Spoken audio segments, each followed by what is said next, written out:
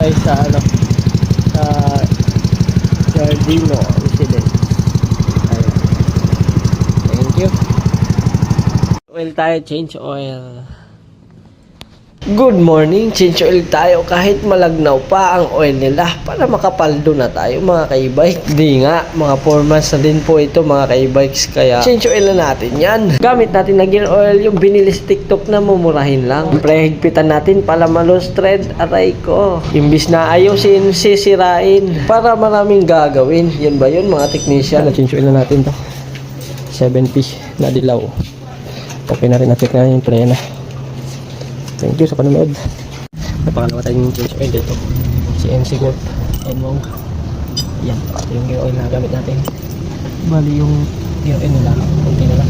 Pangalawang change oil natin. And wow, si MC Gold. Kasi 3 years na daw hindi na change oil ni ma'am. Nakita ko rin na may tagas yung gearbox niya. Aalukin ko sana ng overhaul. Huwag na lang kasi 4 ways at mahirap din po ito baklasin.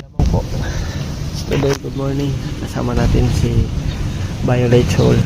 Thank you. God bless and peace out.